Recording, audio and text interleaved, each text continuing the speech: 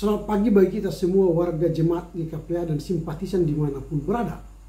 Kita jumpa kembali pada hari ini, dan ketika kita mulai karya kita hari ini, marilah kita mohon nikmat bimbingan Tuhan. Kita berdoa. Damai sejahtera Allah yang melampaui segala akal, itulah kiranya yang melihara hati dan pikiranmu dalam Kristus Yesus Tuhan kita. Amin. Firman Tuhan yang akan kita renungkan pada hari ini tertulis dalam kitab Ulangan pasal 6 ayat yang kelima. Saya baca dari terjemahan berdua, demikian tertulis.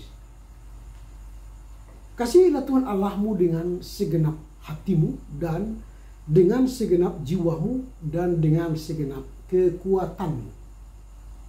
You must love the Lord your God with your whole mind, your whole being, and all your strength. Amin. Yang berbahagia mereka yang mendengar serta melihara kebenaran firman Tuhan. Tema renungan kita hari ini, hukum kasih. Nah, hari ini berbicara bagian dari hukum kasih yang sangat penting dalam kitab Ulangan dan juga dalam ajaran Yesus Kristus. Perintah ini adalah salah satu perintah yang pertama dan terutama atau yang terbesar dalam agama Israel. Dan hal ini diulangi oleh Yesus juga dalam Matius 22 ayat 37-38. Inti dari hukum Allah. Dalam ayat ini Tuhan memanggil kita untuk mengasihinya dengan seluruh keberadaan kita, totalitas keberadaan kita. Mengasihinya dari hati, jiwa, dan kekuatan. Ini bukan hanya tentang kasih yang bersifat emosional atau intelektual, tetapi tentang sebuah komitmen total terhadap Tuhan. Ada beberapa hal yang kita pelajari dari naskah ini. Yang pertama, mengasihi Tuhan itu dengan segenap hati. Dalam bahasa Ibrani, hati itu lev, merujuk pada perasaan, pikiran, kehendak, keinginan untuk mengasihi Tuhan. Jadi kalau dikatakan mengasihi Tuhan dengan segenap hati, berarti kita menyerahkan seluruh keinginan, perasaan, dan pikiran kita kepada Tuhan. Ini mengajak kita untuk mengasihi Tuhan dengan komitmen yang mendalam dalam segala aspek kehidupan kita. Itu yang penting, yang pertama. Yang kedua, mengasihi Tuhan dengan segenap jiwa. Jiwa, nefes, nafas. Dalam bahasa Ibrani itu mencakup aspek kehidupan yang mendalam, spiritual yang mendalam, yaitu kehidupan, keberadaan, dan identitas kita. Jadi mengasihi Tuhan dengan segenap jiwa itu berarti menyerahkan kehidupan kita sepenuhnya kepada Tuhan dan menjalankan kehidupan kita dan mengatakan dalam diri kita, kehidupan kita ini secara totalitas kita serahkan kepada Tuhan dan seluruh eksistensi kita berpusat pada Tuhan. Itu yang kedua, mengasihi Tuhan dengan segenap jiwa. Yang ketiga, mengasihi Tuhan dengan segenap kekuatan. Kekuatan meod berarti dengan segala daya dan kemampuan. Segala daya dan kemampuan kita. Berarti mengasihi Tuhan dengan segenap kekuatan itu berarti menggunakan segala kemampuan fisik, kemampuan mental, kemampuan material kita untuk melayani Tuhan, memuliakan Tuhan. Artinya melibatkan segala usaha, sumber daya kita untuk mencapai tujuan akhir, untuk memuliakan Tuhan dalam hidup kita. Lalu yang keempat, kepada Tuhan sebagai panggilan. Kasih kepada Tuhan sebagai panggilan hidup. Jadi kita mengasihi Tuhan dengan segenap hati, dengan segenap jiwa, dengan segenap kekuatan. Itu sebagai panggilan hidup kita, sebagai kasih kita kepada Tuhan.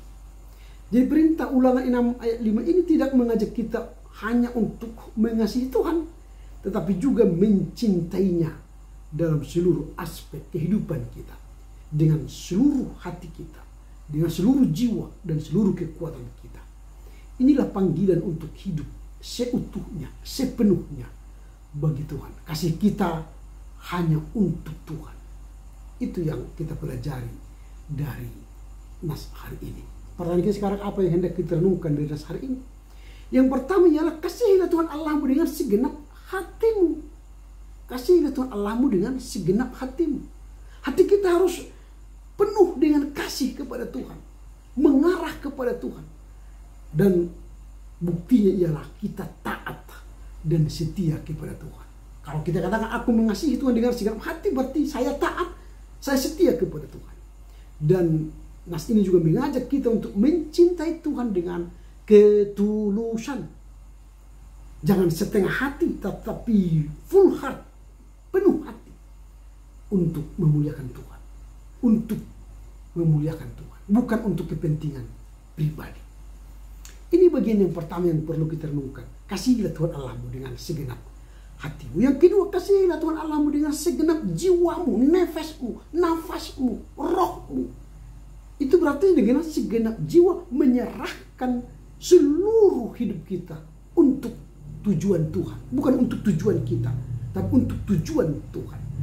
Ini menunjukkan komitmen yang lebih dalam, di mana kita tidak hanya mengasihi Tuhan dengan perasaan atau pikiran kita saja, tetapi dengan seluruh totalitas kehidupan kita, baik fisik maupun spiritual, diserahkan kepada Tuhan. Itu yang kedua.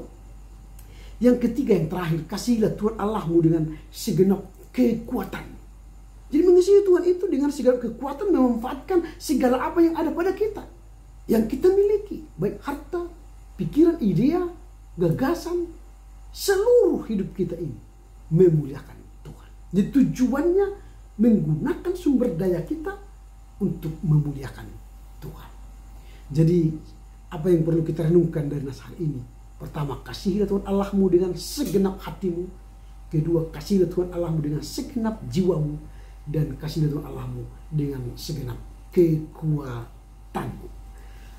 Karena itu marilah kita merenungkan bagaimana kita bisa lebih mengasihi Tuhan dalam setiap aspek kehidupan kita, sembari mengingat betapa besar kasih Tuhan yang telah ditunjukkannya kepada kita melalui Yesus Kristus. Kiranya Tuhan menolong kita mengerti memahami firman-Nya hari ini, serta melakukannya dalam kehidupan sehari-hari. Amin. Kita berdoa. Terima kasih Bapa, firman ini mengajar kami tentang kasih yang terutama dan terbesar, yaitu mengasihi Tuhan dengan segenap kekuatan kami, dengan segenap jiwa kami, dengan segenap pikiran kami, hati kami. Mampukan kami untuk secara totalitas menyandarkan kehidupan kami untuk tujuan Tuhan, bukan untuk tujuan pribadi kami. Sehingga hati, jiwa, dan kekuatan kami hanya untuk Tuhan, untuk memuliakan Tuhan. Kiranya Tuhan menolong kami untuk mengerti, memahami, serta melakukan firman-Mu dalam kehidupan kami sehari-hari. Amin. Selamat berkarya untuk Tuhan. Tuhan Yesus memberkati. Horas, horas, horas.